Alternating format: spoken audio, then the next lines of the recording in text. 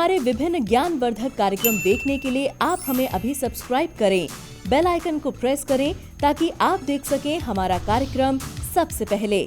और अधिक जानकारी के लिए फेसबुक पेज को लाइक करना न भूलें। जय माँ इंद्राक्षी। इंद्राक्षी धाम में दर्शकों आप सभी का हम हार्दिक स्वागत करते हैं। आज के दिन जिन जातकों का जन्म दिवस है, मैरिज एनिवर्सरी है, उन सभी को हमारी तरफ से बहुत बहुत शुभकामनाएं। आज का पंचांग 27 दिसंबर सन 2020, दिन रविवार, मार्गशीर्ष शुक्ल पक्ष, संवत 2077, तिथि त्रयोदशी, नक्षत्र कृतिका, राहु काल 4:30 से 6, दिशा सूल पश्चिम दिशा। ज्योतिष की प्रथम कक्षा में आप सबका बहुत बहुत स्वागत है ना। आप सबको हम आमंत्रित करते हैं आज ज्योतिष के इस प्रथम पड़ाव में।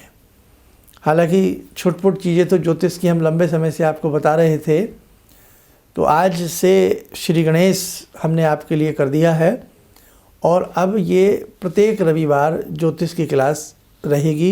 इस कार्यक्रम को दिन भर किसी भी समय आप देखें और इसमें जो हम छोटी से छोटी बातें आपको बताएं उन्हें आप नोट करते जाएं। अब मेरा निवेदन विद्वानों से है। किनसे? विद्वानों से। कौन से विद्वानों से? जो ज्योतिष के महापंडित हैं, महाविद्वान हैं। क्यों? देखो, ये कार्यक्रम ख़ास तौर से जो ज्योतिष का हमने शुरू किया है, ये विद्वानों के लिए नहीं है। क्यों भाई? विद्वानों को तो सारी विद्वत्ता उन्हें मालूम होती है। ये कार्यक्रम एक तरह से LKG के हिसाब से बच्चों के लिए है। ये कक्षा प्रथम से भी निम्न श्रेणी के छात्रों के लिए ये हम कार्यक्रम यहाँ पर शुरू कर रहे हैं। उसका कारण है, 2 मिनट का समय ले रहा हूँ आपका। अगर मैं यहाँ पर जैसे ज्योतिष हम समझाते हैं चैनल्स पे या और जगह, वैसी ही बातें करेंगे ना, आपको समझ में नहीं आएगा। किताब बाज़ार से ले आइए, फिर भी ज्योतिष समझ में नहीं आएगी। तो यहाँ मैं विद्वानों से यही मेरा निवेदन है कि मैं यहाँ पर थोड़ा सा आसान करके सब्जेक्ट को, इन सबको समझाना चाहता हूँ। इसलिए कृपया आप मेरी किसी भी चीज़ को अन्यथा ना ले, ये तो ऐसे नहीं होता, ये तो ऐसे नहीं होता। तो मतलब मेरा भाव समझ गए ना, विद्वान भी और जो ज्योतिष के छात्र हैं वो भी।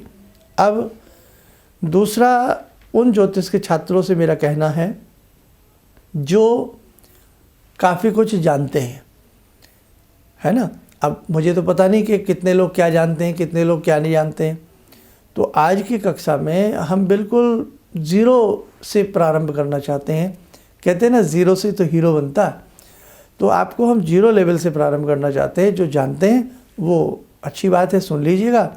और जो बिल्कुल ज्योतिष को बिल्कुल गहराई से आगे आगे आगे आगे बढ़ते जाएंगे, तो उनके लिए आइए सबसे पहले मैं बात करता हूँ ज्योतिष विद्या के मर्म की, ज्योतिष विद्या के लाभ की, है ना। आपको पता होना चाहिए ज्योतिष विद्या जो है बहुत पुरातन विद्या है। ये बहुत ही प्राचीन विद्या है, आज की विद्या नहीं है। और उस प्राचीन विद्या के विद्यार्थी बढ़ते गए बढ़ते गए बढ़ते गए बढ़ते गए, हज़ारों साल तक ये विद्या आगे आगे आगे विकसित होती रही। हम जैसों पे भी पहुँची, हमसे आप पे पहुँच रही है। तो ऐसे ही ये विद्या ऐसी रहेगी। लेकिन हर सब्जेक्ट में ज़रूरी नहीं कि जो चीज़ आप समझ रहे हैं वो एकदम फलित हो जाए। गंभीरता आपको अपने सब्जेक्ट में लानी पड़ेगी। जो चीज़ हम आपको बता रहे हैं हमारी नहीं है। ये सारा का सारा जो जखीरा है, ज्ञान है, जो भी है, ये सब हमारे ऋषियों का है। जो ऋषियों ने बताया है हम आपको हूबहू बताएंगे, है ना। तो ही मज़ा आता है। भाई हम तो इतने विद्वान हैं नहीं, जो चीज़ हमने सीखी वो हम आपको सिखा सकते हैं। तो ज्योतिष विद्या एक ऐसी विद्या है जिसको ये आती है ना, वो धीरे धीरे धीरे धीरे प्रसिद्धि के सोपान पर भी जाता है, पूजनीय भी होता है। लेकिन तरीके से ज्योतिष विद्या को यदि किया जाए तो। अब दूसरी बात, शास्त्रों में, वेदों में, पुराणों में, उपपुराणों में, हर जगह ज्योतिष का कहीं ना कहीं आपको जिक्र मिलेगा। वेदों का नेत्र ज्योतिष को कहा गया है। जैसे हमारे शरीर में नाक भी है ना, मुंह भी है, कान भी है, सब कुछ है, लेकिन एक बार को कान ना हो, दिक्कत तो होगी, लेकिन फिर भी हम संसार जी लेंगे। लेकिन आंखें ना हो, नेत्र ना हो, तो बहुत दिक्कत हो जाती है। संसार में अंधकार छा जाता है, जीवन अंधेरा हो जाता है। तो ऐसे ही अब नेत्र प्रकाश का कार्य करते हैं, हमें राह दिखाते हैं। क्या दिखाते हैं? राह। रात को देखो ना, अंधेरा होता है, जब अंधेरा छा जाता है तो हम डर डर के चलते हैं, भाई कहीं गिर ना जाए, कुछ लग ना जाए। और जब हमारे नेत्र पूरे तरीके से कार्य कर रहे होते हैं, उजाला फैला होता है, तो हमें आगे के रास्ते थोड़ा आसान लगते हैं, हम अपने हिसाब से चलते हैं। तो वैसे ही ज्योतिष भी मनुष्य के साथ साथ नेत्रों जैसा कार्य करती है, उसकी राह को आसान बनाती है। उसकी राह में जो समस्याएं हैं, मुसीबतें हैं, वो व्यक्ति ज्योतिष सीख करके अपनी मुसीबतों से बाहर निकल सकता है और अपने परिवार को भी निकाल सकता है, औरों को भी निकाल सकता है। तो शास्त्र बहुत मीठा है, बहुत सुंदर है, लेकिन हम लोग ना कई बार गलत हो जाते हैं। हमें पूरा ज्ञान नहीं होता, या कहीं ना कहीं कोई प्रलोभन वाली बातें, तो ये सब चीज़ें ज्योतिष के छात्र में नहीं आनी चाहिए, है ना। आगे आगे मैं प्रयास यही करूँगा कि इंद्राक्षी धाम की तरफ से एक अपने बच्चों की तरह जितना आपको समझा सकूं उतना मैं आपको समझाऊं। तो आज का सब्जेक्ट जो है, भगवान श्री गणपति गजानन की जय बोलते हुए आज का सब्जेक्ट हम प्रारंभ करते हैं। और आज हम उसमें ज़्यादा नहीं बताने वाले हैं, लिख लीजिएगा ये सारी चीज़ें। सबसे पहले नवग्रह की बात करूँगा। हमारे 9 ग्रह होते हैं। जब आप साइकिल चलानी सीखते हैं ना, तो साइकिल चलाने में सबसे बड़ी क्या चीज़ें होती हैं कि भाई इस हैंडल को पकड़ो और पेडल पर ध्यान रखो, है ना।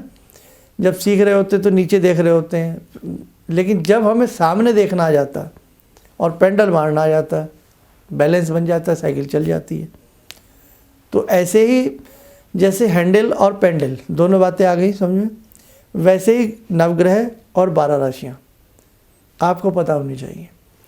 9 ग्रह आपको पता होंगे, 12 राशियाँ आपको पता होंगी, तब आप आगे की चीज़ें मैं आपको धीरे धीरे सारी बताऊंगा। अब 9 ग्रहों में और 12 राशियों में एक ध्यान रखें, 9 ग्रहों में 9 के 9 ग्रह आपको कंठस्थ होने चाहिए। भाई पहला कौन सा, दूसरा कौन सा, तीसरा कौन सा, चौथा कौन सा, पांचवा कौन सा, छठा कौन सा, सातवां कौन सा, आठवां कौन सा, नौवां कौन सा, पता होना चाहिए। आजकल तो और भी ग्रहों के आविष्कार हुए 1-2 के, लेकिन हम 9 तक ही आपको अभी सीमित रखते हैं। अब 9 ग्रहों में सबसे पहले तो आपको एक चीज़ बता दूं, हमारे वस्तुतः ग्रह हैं 7, 9 नहीं है। हम सबको आदत पड़ गई 9 बोलने की। ग्रह कितने हैं? 7। इसमें जो अंतिम राहु और केतु हैं वो मात्र छाया ग्रह हैं। कौन से हैं? शैडो ग्रह। आकाश में जैसे चंद्रमा है, सूर्य हैं, शनि हैं, तो ऐसे राहु केतु का कोई विशेष पिंडात्मक रूप में अस्तित्व नहीं है। ये केवल मात्र एक शैडो ग्रह हैं, छाया ग्रह हैं। आया समझ में? अब लेकिन 9 पुकारे जाते हैं क्योंकि इनकी इसमें दर्जा आ गया है, शामिल हो गए, इसलिए 9 ग्रह हो गए। राशियाँ कितनी हैं? 12 है। राशियों में सबसे बड़ी बात जो ध्यान रखने की है वो क्या है?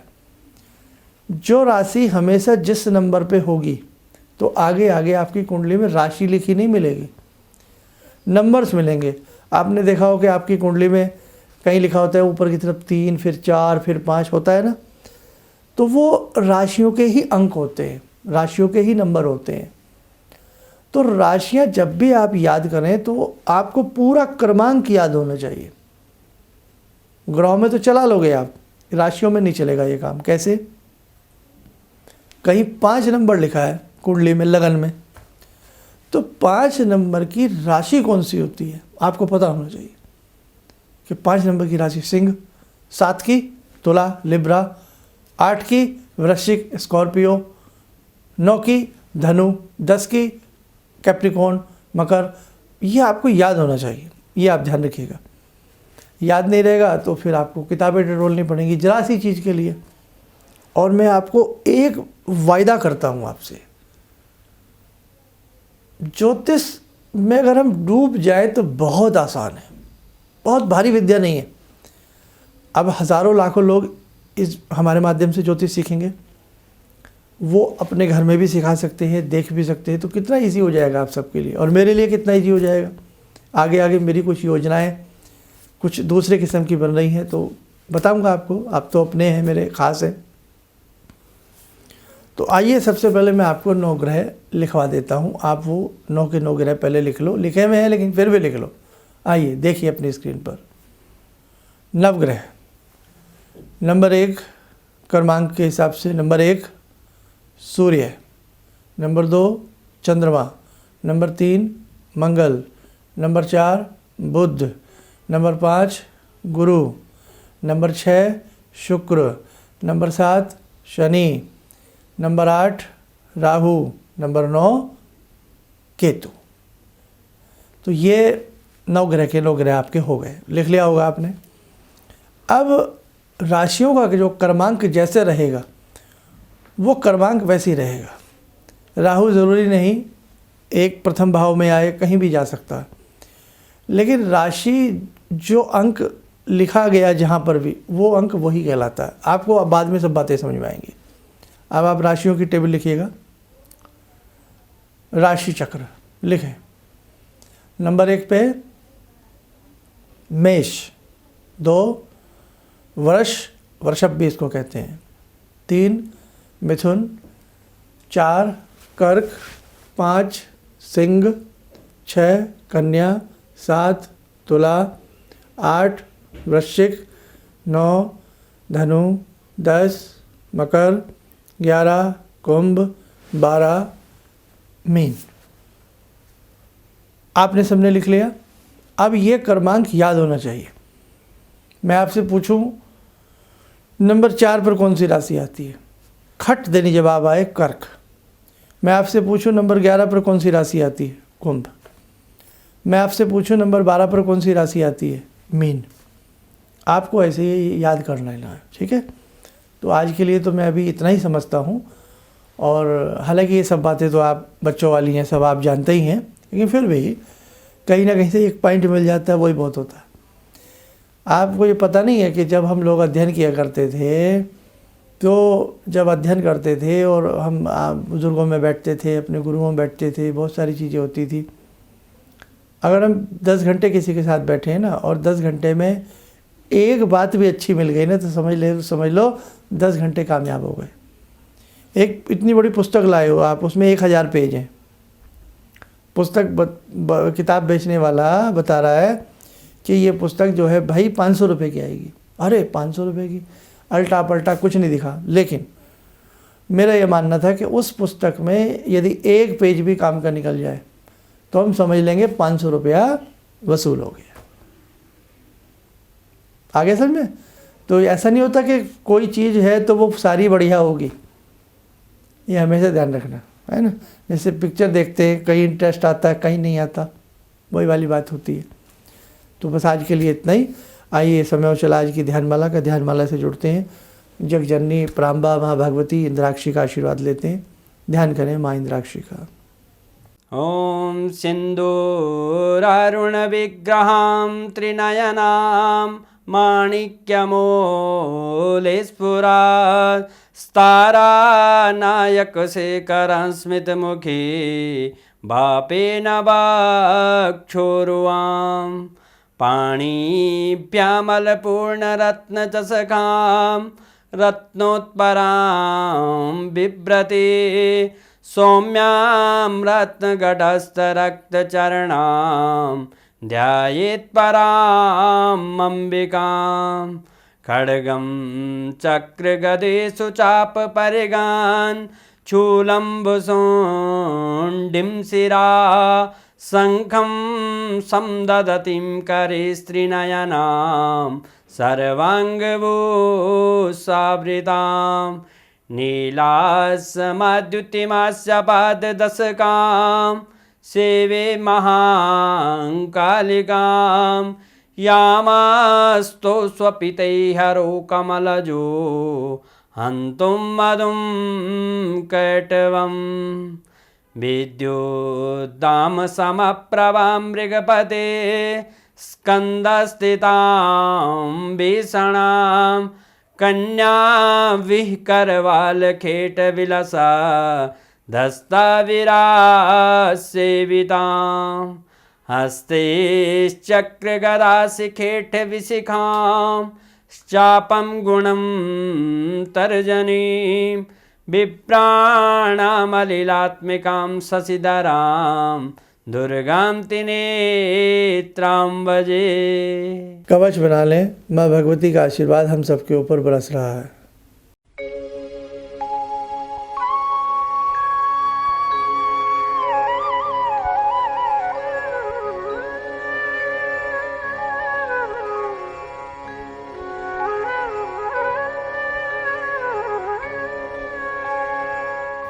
ओम बोलते हुए नेत्र खोलें, सामान्य हो जाए। अब आपकी एक ड्यूटी भी है, अब गुरुदीक्षा भी तो देनी है ना आपको। जो गुरुदीक्षा ले रहे हैं अलग वाले, वो तो अलग बात है, लेकिन जो हमारे ये साधक हैं वो गुरुदीक्षा भी तो हमें देंगे भाई। फीस भी तो आप हमें दोगे। क्या फीस लेंगे हम आपसे? इस विद्या का विस्तार कीजिए, बस ये हमारी दक्षिणा है। आप जुड़े हैं, औरों को भी जोड़िए, ताकि हमारे सनातन धर्म की ये एक धरोहर के अच्छे तरीके से लोगों को पता लग सके। कोई ऐरा गहरा नत्थु गहरा चार बातें हमें पढ़ा करके हमारे कान ना काट सके, समझे? तो इसलिए बहुत बहुत बधाई, और बहुत बहुत सुंदर, बहुत अच्छा लगा। और आपकी जो डिमांड थी ना कि हमें ऐसे पढ़ाएं वैसे पढ़ाएं, वो सारी पूरी कर दूंगा मैं आपकी। बस आप ऐसे ही लगन के साथ जुड़े रहिए। सुंदर सी एक डायरी बनाना अलग से, ज्योतिष की प्रथम क्लास, द्वितीय क्लास, तृतीय क्लास ऐसे बना के चतुर्थ फोर्थ पंचम ऐसे करते रहना। और उसमें पहले पेज पर स्वास्तिक बनाना और उस पर शुभ लाभ लिख देना, और श्री गणेशाय नमः, श्री सरस्वती नमः, श्री गुरुवे नमः लिख करके अपना चैप्टर लिखना आगे के लिए प्रारंभ कर देना। इन्हीं शब्दों के साथ हम अपनी वाणी को विराम देते हैं। नमस्कार। मेरी बहुत दिन से दिली इच्छा थी कि आप जैसे कोई मुझे धर्मात्मा पर महापुरुष मिलें और मैं वहाँ जाके जुड़ के और देश समाज से के लिए कुछ कर पाऊँ। कई चीज़ें हैं समाज में, समाज सेवा में भी मन में वो शांति नहीं मिली, जैसे आप समझ सकते हैं कि बहुत सारी गड़बड़ियाँ भी रहती हैं। आज का अनुभव यही है कि मुझे आस लगता है कहीं सही रास्ता मिल गया है, सही मंजिल मिल गई है। जो मैं करना चाहती थी शायद अब मैं कर पाऊँगी। किसी भी समस्या के समाधान के लिए मिले प्रसिद्ध हस्तरेखा एवं वास्तु विशेषज्ञ प्रोफेसर धर्मेंद्र शर्मा जी से। नोट: शिविर में भाग लेने हेतु एवं व्यक्तिगत रूप से मिलने के लिए कॉल करने का समय सुबह 10 बजे से शाम 6 बजे तक। हमारे विभिन्न ज्ञानवर्धक कार्यक्रम देखने के लिए आप हमें अभी सब्सक्राइब करें, बेल आइकन को प्रेस करें ताकि आप देख सकें हमारा कार्यक्रम सबसे पहले। और अधिक जानकारी के लिए फेसबुक पेज को लाइक करना ना भूलें।